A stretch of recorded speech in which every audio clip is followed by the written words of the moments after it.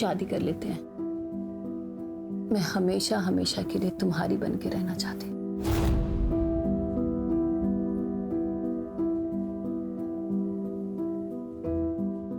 चल कर लेते हैं, पर तुम्हें आशीष को डिवोर्स देना होगा।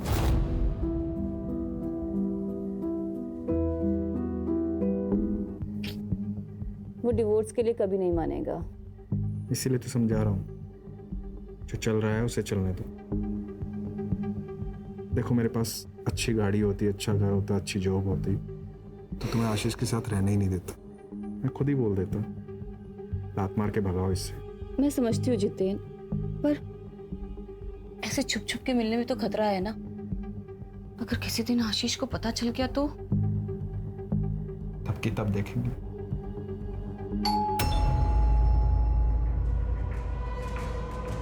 हे भगवान, वो आज इतनी जल्दी कैसे आ गए? तुम चुप हो जल्दी से।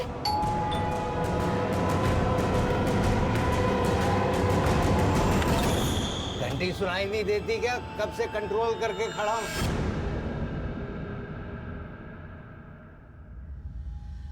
यहाँ टंकी फुल है मेरी, अभी खोलती नहीं तो यहीं टंकी खाली कर देता।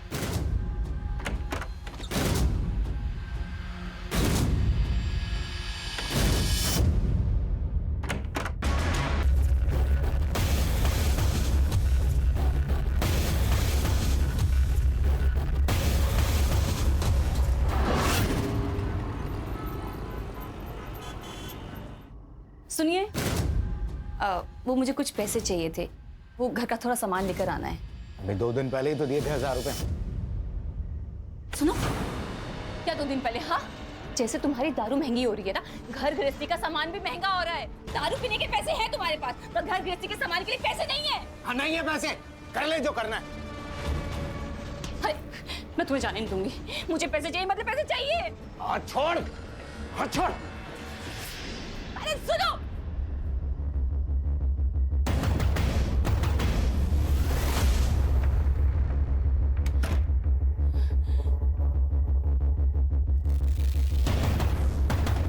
हाँ, वो अभी घर से बाहर निकला है। ठीक है।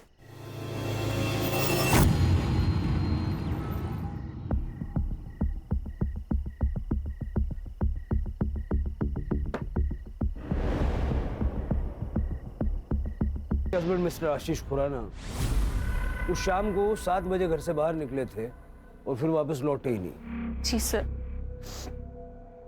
हर दिन वो आधी रात को घर वापस आते थे। सर, उस दिन मैंने फोन किया उन्हें तो उन्होंने कहा कि वो आधे घंटे में आ रहे हैं। सर, उसके बाद मेरी आंख लग गई थी, तो रात के करीब 3 बजे मेरी आंख खुली। वो घर वापस नहीं आए थे। मैंने उन्हें फोन किया, पर सर सुबह तक उनका कोई रिस्पॉन्स नहीं आया। फिर सर मैं पुलिस स्टेशन चली गई। देर रात तक घर से बाहर रहने की क्या वजह थी? काम? नहीं सर, उन्हें शराब पीने की लत लगी हुई थी। शुरू में वो घर पर ही शराब पीते थे। जब मैंने रोका तो बाहर जाने लगे, और फिर हर दिन वो नशे की हालत में घर वापस आते थे। काम क्या करते थे वो? सर, वो बैंक में जॉब करते थे। 2 साल से उनके पास कोई जॉब नहीं थी, तो हमने पड़ोसियों से सुना है कि जब आशीष घर पर नहीं होते थे तो अक्सर आपको एक व्यक्ति मिलने के लिए आया करता था। कहीं ऐसा तो नहीं कि उस व्यक्ति के साथ मिलके आपने आशीष को? व्यक्ति? सर, ये आप ये क्या कह रहे हैं? आप मुझ पे मेरे पति की मौत का इल्जाम लगा रहे हैं। फिर आप ये इन पड़ोसियों की बातें सुनकर मुझ पे इल्जाम लगा रहे हैं। सर, इनका तो काम होता है किसी के लिए कि कुछ ना कुछ कहना। सर, ये तो बस जले पे नमक छिड़कते हैं।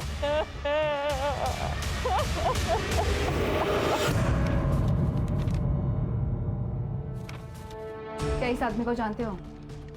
हाँ मैडम, यह आदमी तो कल रात को यहाँ पर बैठ के दारू पी रहा था। करीब 11:15 बजे ना वो यहाँ से निकल गया। अब अकेला था या इनके साथ कोई और भी था? नहीं, अकेला था वो। मुझे सीसीटीवी फुटेज चेक करना है। ठीक है, कर सकते हो।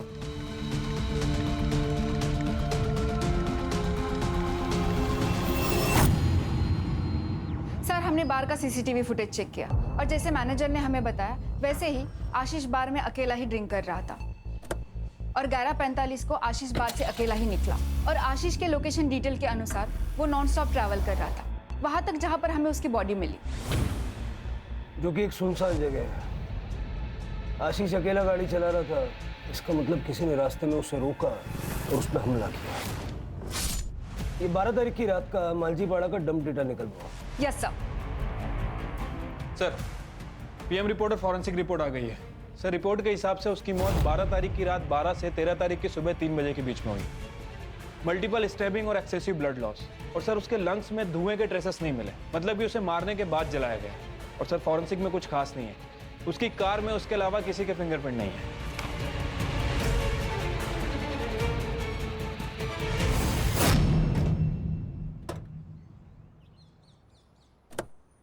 तू पहले मेरी बात सुन, मुझे कल शाम तक हर हाल में फैसला चाहिए। तू बस टाइम बोल, मैं पहुंच जाऊंगा। हाँ ठीक है। नागेश, कोणाशी बोलतोय? कहीं फिर से वही? आई तू कशाला घाबरते एवढं?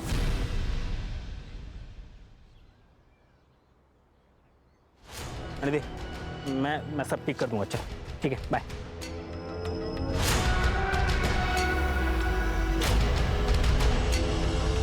सर, आशीष के कॉल रिकॉर्ड के हिसाब से उसे लास्ट कॉल किसी अक्षय संपत का आया था और बार से निकलने के 15 मिनट पहले तक वो उसी से बात कर रहा था। बार के सीसीटीवी फुटेज में भी दिखा है सर। अक्षय संपत? हाँ सर, और इसके कॉल रिकॉर्ड में किसी जीतेन शाह का भी नंबर मिला और ये तीनों लगातार टच में थे। इनफैक्ट दिन में 2 से 3 बार बात भी किया करते थे। डंप डेटा का क्या हुआ? सर आज शाम तक मिल जाएगा। सर, मैं जीतेन और आशीष बरसों पुराने दोस्त थे। मुझे तो अभी भी यकीन नहीं हो रहा कि आशीष अब हमारे बीच नहीं है। 12 तारीख की रात को आप दोनों के बीच काफी बातें हुई थी फोन पे। क्या बात हुई थी? सर, जनरली ऐसे ही फ़ोन किया था, इधर उधर की बातें की और रख दिया। उस वक्त तुम कहाँ थे? मैं घर पे ही था।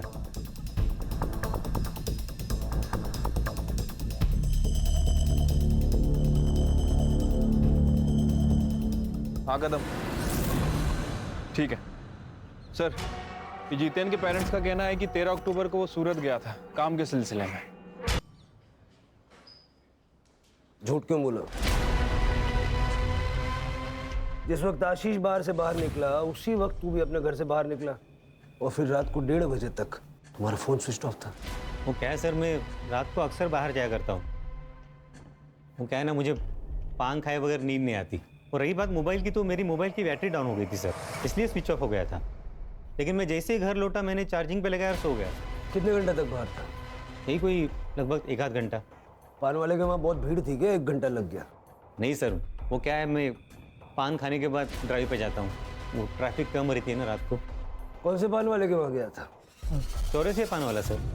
अक्षय साहब, वो तो हमेशा आते रहते साहब। उस रात को भी करीब 12 बजे आए थे। तो मैं इतना यकीन कैसे है? उस रात उन्होंने मुझे 2000 रुपए का नोट दिया था। मेरे पास भी छुट्टा नहीं था, उन्होंने मेरे पे भरोसा कर लिया। वो बोले मैं रोज आते रहता हूँ, बाद में पैसे लेके जाऊंगा। ठीक है, थैंक यू। हाँ, अक्षय तो दिन रात घर से बाहर ही रहता है। घर में तो बस खाना खाने आता है। पता नहीं कौन से बिजनेस की प्लानिंग कर रहे हैं। हमारी तो छोड़िए, उसकी खुद की पत्नी भी परेशान रहती है। मतलब दिन भर वो काम की वजह से घर पे नहीं होता है। सालों से उसे पान खाने की आदत है, तो रात को 1-2 घंटे के लिए वो बाहर चला जाता है। सर, पूरे घर का माहौल खराब करके रखा इसने। इसकी इन आदतों की वजह से हमने पूछना भी बंद कर दिया है। आप तो अक्षय की पत्नी है, आपको तो पता होगा ना कहाँ कितना वक्त गुजारते हैं आपके पति। सर, मैं ज़्यादा कुछ पूछती नहीं हूँ उन्हें। जब तक वो आता है मैं सो जाती हूँ, इसलिए हम दरवाजे को लॉक भी नहीं करते, ताकि उन्हें जब भी आना हो रात को वो आ जाते हैं।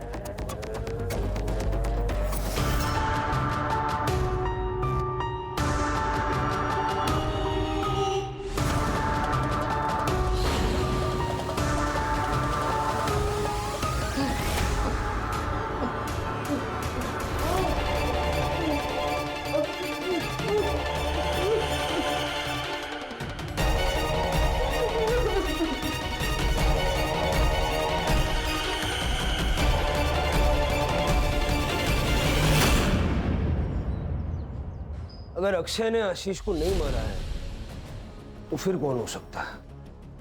ये जितिन का है। सर कल आ रहा है। सर डीएनए रिपोर्ट आ गई है, वो बॉडी आशीष की है और मैंने उसका बैकग्राउंड भी चेक किया। उसे शराब पीने की लत थी, इसके अलावा सब कुछ नॉर्मल है। कदम, ये जितिन के घर के बाहर नजर रखने के लिए कांबले को भेजो। जैसे ही वो घर पे पहुंचेगा उसको सीधा पुलिस स्टेशन लेके आओ। Okay sir. आशीष की वाइफ सिमरन, उसका क्या हुआ? सर उसकी सीडीआर चेक की, एक नंबर मिला है जिससे वो लगातार बात करती है। इंक्वायरी की तो पता चला कि उसकी बहन रश्मिका भल्ला का है। नॉर्मल बात है सर, लेकिन हर दिन घंटों घंटों बातें करना और एक ही दिन में 2-3 बार बात करना, ये थोड़ा अजीब नहीं लगता है? रश्मिका और सिमरन दोनों के सीडीआर और लोकेशंस निकलवाओ। सर, और इसके पास और एक जली हुई बॉडी मिली है। दोस्त थे और दोनों को मारने का तरीका सेम है। कुछ तो है जो हमें सतह पे नजर नहीं आ रहा, कुछ ऐसा जो इन दोनों के या तीनों के पास से जुड़ा हुआ है। सर, जितिन आ गया। क्या? अक्षय नहीं रहा? उसका मर्डर हुआ है उसी तरह जैसे आशीष का हुआ। जब ये सब हुआ तुम कहां थे? सर, डायमंड के बिजनेस में हाथ आजमाना चाहता था। सूरत गया था अपने कजिन के पास, उसका डायमंड पॉलिशिंग का काम है। तुम्हारे अक्षय और आशीष के बीच में रिश्ते कैसे थे? तीनों गहरे दोस्त थे सर, एक दूसरे के बहुत करीब। लेकिन अब तो मैं अक्षय संपत, मैम, मैं फंस चुकी हूँ, प्लीज मदद कीजिए। क्या यही है वो आदमी?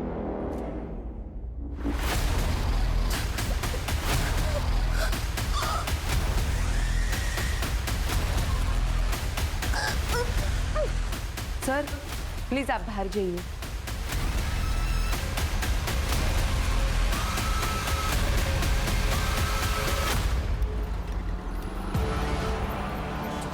पंद्रह अक्टूबर की सुबह हमें अक्षय की बॉडी मिली और पोस्टमार्टम के हिसाब से अक्षय की मौत को 12 घंटे बीत चुके थे। यानी 14 अक्टूबर की रात को ही अक्षय की मौत हो गई थी, तो वो 15 की सुबह प्रियंका का रेप कैसे कर सकता है? सर लेकिन अक्षय की फोटो देख के भी प्रियंका ने कंफर्म किया है। लेकिन कदम, ऐसा भी तो हो सकता है कि शायद प्रियंका किसी के कहने पर अक्षय को फ्रेम कर रही है। प्रियंका का बैकग्राउंड चेक करो। Yes sir.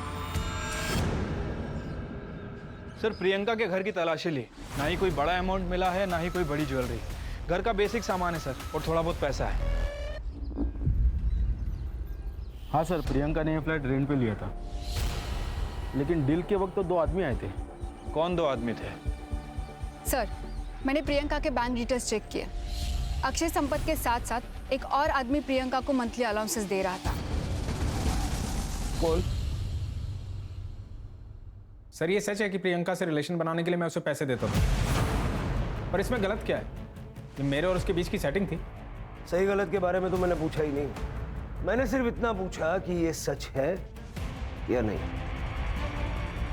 आशीष का क्या? आशीष का इस मैटर से कोई लेना देना नहीं था। प्रियंका वाले मामले में मैं और अक्षय इन्वॉल्व थे। प्रियंका ने कहा कि 15 अक्टूबर की सुबह अक्षय ने उसका रेप किया। कैसे हो सकता है? क्योंकि अक्षय तो 14 अक्टूबर की रात को मर चुका था। उसके पूरे शरीर पे चाकू से वार किए गए और बाद में पेट्रोल डाल के उसे जला दिया गया, और वो बॉडी अक्षय की ही थी क्योंकि उसका डीएनए उसके फादर के साथ मैच हो गया। तो इस बारे में अगर तुम कुछ भी जानते हो, ये सही वक्त है, बता दो। सर ये हो कैसे सकता है? मेरी तो समझ में कुछ नहीं आ रहा। मैं समझाता हूँ। तुमने और प्रियंका ने मिलकर अक्षय और आशीष को मारने का प्लान बनाया। तुम्हारा मोटिव क्या था? पैसा या कुछ और? सर ये आप क्या कह रहे हैं? आप इल्जाम लगा रहे हैं मुझ पे। मेरा इन दोनों मर्डर से कोई वास्ता नहीं है सर।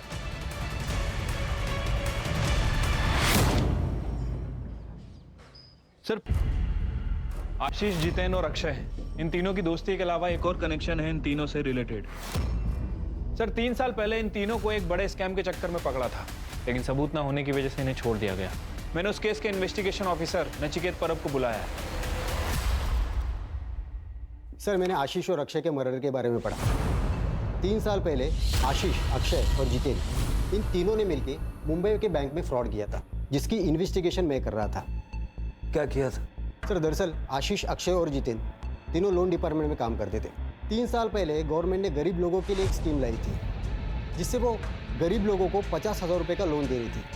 500 लोगों ने लोन के लिए अप्लाई किया था और उन सबके लोन इन तीनों ने पास किए थे। बैंक ने 2.5 करोड़ का लोन दिया था, लेकिन उन लोगों ने ये पैसा एक नकली एग्रो कंपनी में ट्रांसफ़र किया था, जो कंपनी इन्होंने बनाई थी। कई सारे वेंचर्स कैपिटल्स को इनकी नकली कंपनी का आइडिया पसंद आया और उन्होंने उस कंपनी में 10 से 12 करोड़ रुपए डाले।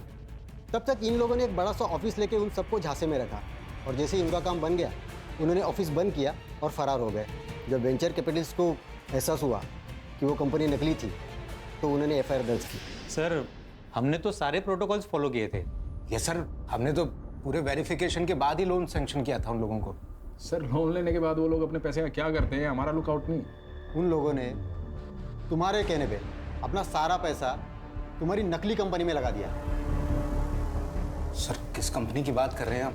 सर आप क्या बोल रहे हो ना, कुछ समझ में नहीं आ रहा है। सर हमारे हाथ में कोई सबूत नहीं था, इसलिए केस को बंद करना पड़ा।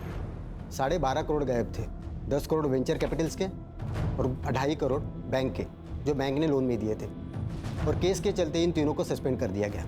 सबसे इंटरेस्टिंग चीज़ ये है कि इतना बड़ा घपला करने के बाद भी कहीं कोई प्रूफ नहीं मिला। सर क्योंकि उन्होंने अपने या अपने फैमिली के नाम पे कुछ भी नहीं रखा था। उन्होंने नकली नाम, नकली एड्रेस, नकली पैन कार्ड और नकली आधार कार्ड से उस कांड को अंजाम दिया था। और रजिस्टर ऑफ कंपनी में भी उन्होंने किसी को घूस खिला के अपनी कंपनी रजिस्टर करवाई थी, इसलिए किसी ने अच्छे से कंपनी की जांच पड़ताल भी नहीं की। तो ये थी वो मिसिंग कड़ी।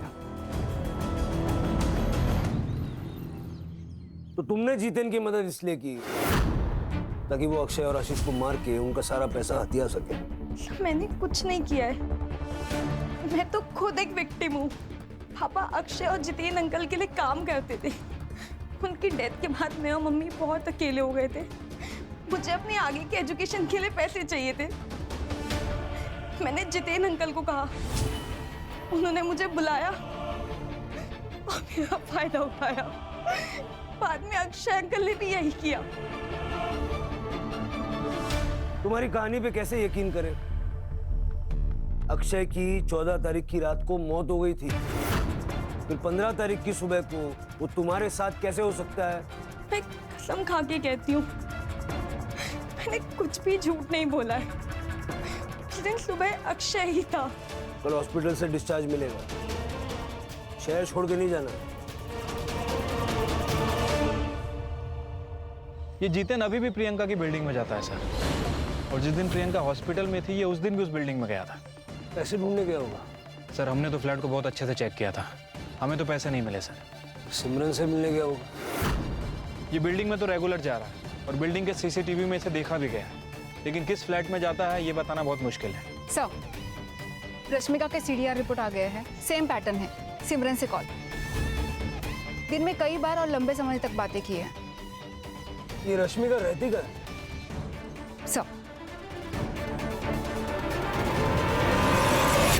आपकी बहन का और आपका रजिस्टर्ड एड्रेस सेम कैसे हो सकता है?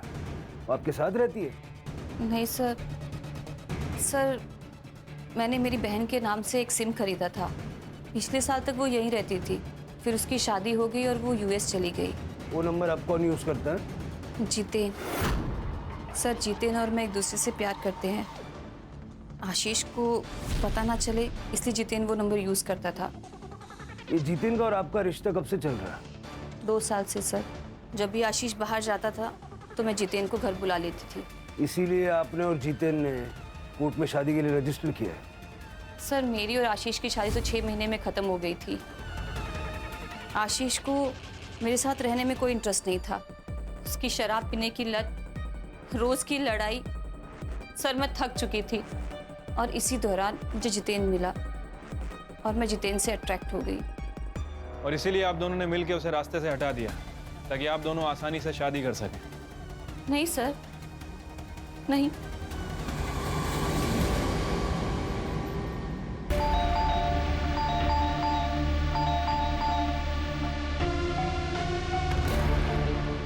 चल अच्छा हुआ तुम आ गई।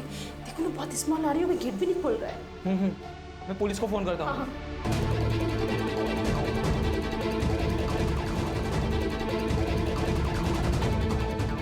सर ये सुसाइड नोट मिला है।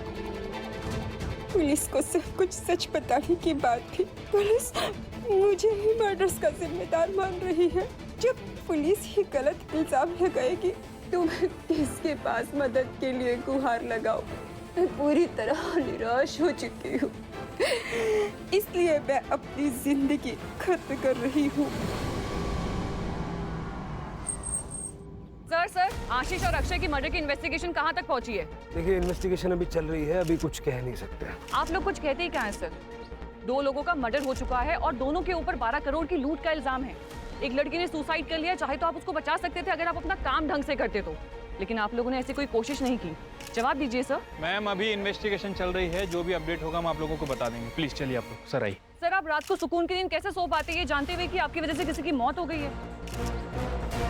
क्या आपको बुरा नहीं लगता इस बात का? जवाब दीजिए सर, हम सब जानना चाहते हैं इस बारे में। आप लोग प्लीज चलिए। लेकिन सर हमारे सवालों का क्या? मैडम आगे बात चला।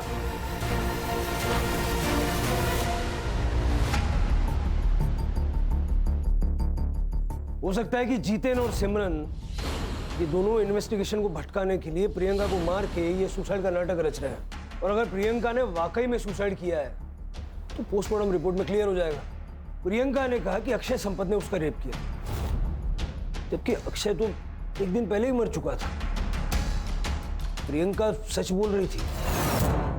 सर कसम से हमारे दिमाग में कभी ये ख्याल नहीं आया, और जिस रात आशीष का मर्डर हुआ उस रात 3 बजे तक मैं सिमरन के साथ था। कहानी बहुत अच्छी है, बहुत बढ़िया, लेकिन इस कहानी में ट्विस्ट है। 2 को-कॉन्स्पिरेटर्स की गवाही तो चलेगी नहीं। आशीष को मारा पैसों के लिए और प्रियंका को मारा हमारा ध्यान भटकाने के लिए। सर ये आप बार बार क्यों कह रहे हैं? जो मैंने किया ही नहीं उसको क्यों बुलवाना चाह रहे हैं आप मुझसे? सर ये गोविंद संपत परिवार की हिस्ट्री चेक की है, पता चला है कि गोविंद की गीता नाम की भाभी है। ये गोविंद गीता को कुछ पैसे भी ट्रांसफर किया करता था, और गीता का एक बेटा भी है, नागेश नाम है उसका। और गीता ने पनवेल पुलिस स्टेशन में उसकी मिसिंग कंप्लेंट भी कराई है। 14 तारीख से गायब है, 14 अक्टूबर से।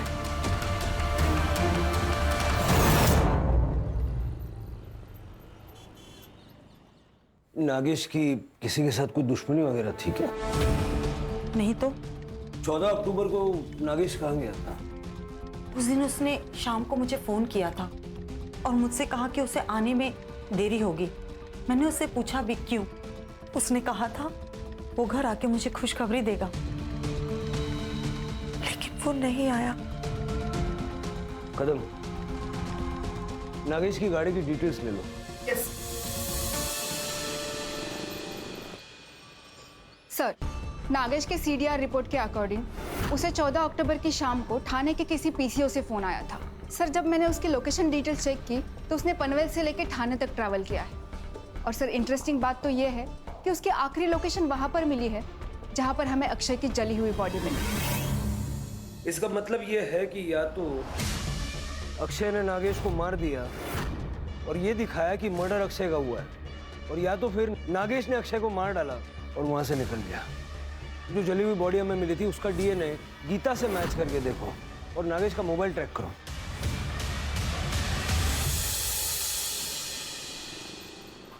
सर ये नागेश का फोन थोड़ी देर पहले पुणे में ऑन हुआ था, लेकिन स्विच ऑफ हो गया।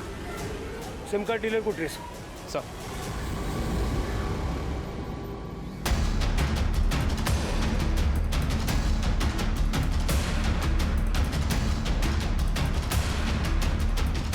इनमें से कौन था?